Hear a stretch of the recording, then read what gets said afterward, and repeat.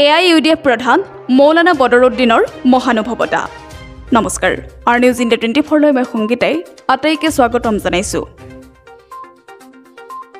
জাগিৰোডৰ উচ্ছেদিত পৰিয়ালৰ মাজত তিৰপাল বিতৰণ কৰি মৌলানা বদৰুদ্দিন আজমলে আকৌ এবাৰ মহানুভৱতাৰ এক অনন্য নিদৰ্শন দাঙি ধৰিলে।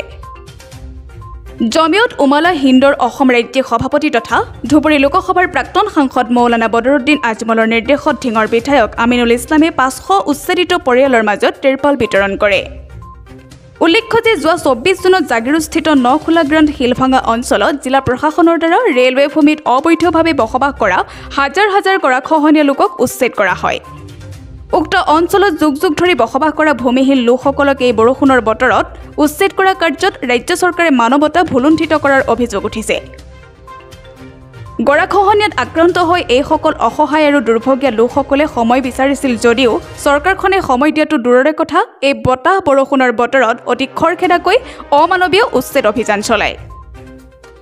বৰ্তমান গুৱাহাটী উচ্চ ন্যায়ালয়ৰ নিৰ্দেশত সামূহিকভাৱে উচ্ছেদ কাৰ্য বন্ধ হৈ আছে যদিও উচ্ছেদিত লোকসকলে সম্প্ৰীতি জমৰ যাতনাত ভুগি আছে। নাই এখন তিৰপাল, নাই বিজুলী বাতি, নাই এমুঠি চাউল, ঔষধ পাতিও নাই। মুঠতে উচ্ছেদিত লোকসকলে গৰু ছাগলীৰ দৰে মুকলি আকাশৰ তলত দিবা ৰজনী পাৰ কৰি আছে। বিপদগ্ৰস্ত লোকসকলৰ খা খবৰ ল'বলৈ আৰু সহায় সাহায্য আগবঢ়াবলৈ দলীয় কৰ্মকৰ্তাক নিৰ্দেশ দিয়ে। আজমলৰ নিৰ্দেশৰ পিছতেই ঢিং সমষ্টিৰ বিধায়ক আমিনুল ইছলাম, চেঙা সমষ্টিৰ বিধায়ক আশ্ৰাফুল হুছেইনৰ নেতৃত্বত AIUDF দলৰ এটা প্ৰতিনিধি দলে জাগিৰোডৰ উচ্ছেদিত অঞ্চল পৰিদৰ্শন কৰে। 500 পৰিয়ালৰ মাজত একোখনকৈ তিৰপাল বিতৰণ কৰাৰ লগতে কিছু আৰ্থিক সাহায্য প্ৰদানৰো প্ৰতিশ্ৰুতি দিয়ে। আমি AIUDF দলৰ এটা সজাতি দল মোৰ লগত চেঙা সমষ্টিৰ মাননীয় বিধায়ক আশ্ৰাফুল হুছেইন সাহেব আহিছে আৰু আমাৰ দলৰ কিছু সতীৰ্থ আহিছে।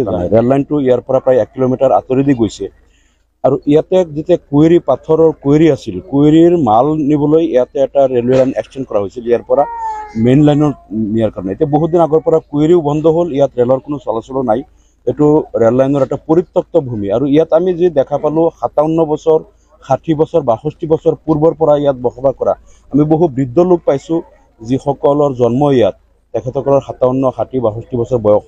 সেই লোকসকলৰ ইমান বছৰ ধৰি ইয়াত বসবাস কৰি আছে। বহুতে সৰু সুৰা বিজনেছ কৰে আৰু ইয়াত বহুতে পেপাৰ মিলত কাম কৰিছিল, পাথৰৰ কুৱেৰীত কাম কৰিছিল। বহু লোক আছে নদীৰ গৰাখহনীয়া আক্ৰান্ত, তেওঁলোক ভূমিহীন বহু লোক আছে। খুব সোনকালে তৎপৰতাৰে মানে ইয়াত উচ্ছেদ কৰা হ'ল, ঘৰ বাৰীখিনি ভাঙি দিয়া হ'ল। যেতিয়া প্ৰশাসনে গম পালে যে আজি ষ্টে অৰ্ডাৰটো আজি আহি পাই যাব, ভাবিছে কাগজখন আহি পোৱাৰ আগতেই মানুহখিনিক ঘৰ দুৱাৰ ভাঙি দিব লাগে। এইটো এটা ৰাজনৈতিক ষড়যন্ত্ৰ আছে, ৰাজনৈতিক চক্ৰান্ত আছে। আমি এইটো গৰিহণা দিছোঁ। যি নাগৰিকৰ অন্ন নাই, বস্ত্ৰ নাই, তেওঁলোকৰ অন্ন বস্ত্ৰৰ ব্যৱস্থা কৰা আৰু যিসকলৰ বাসস্থান নাই তেওঁলোকক বাসস্থানৰ ব্যৱস্থা কৰি দিয়াটো এখন গণতান্ত্ৰিক নিৰ্বাচিত চৰকাৰৰ প্ৰাথমিক দায়িত্ব। কিন্তু আমি দেখিছোঁ বৰ্তমানৰ হিটলাৰী চৰকাৰে তেওঁলোকে যিসকল নিৰাশ্ৰয়া বাসগৃহ নথকা নাগৰিক আছে তেওঁলোকক বাসস্থান দিব পৰা নাই। সামান্য চালিয়াটা বুজি কোনোমতে জীৱন ৰক্ষা কৰি আছে, তেওঁলোকক উচ্ছেদ কৰি গৃহহীন কৰাত কিন্তু এই চৰকাৰ পাকৈত। গতিকে এই চৰকাৰ হ'ল জনবিৰোধী চৰকাৰ আৰু তেওঁলোকে নাগৰিকক আশ্ৰয় দিব নোৱাৰে, আশ্ৰয় ভাঙিব পাৰে।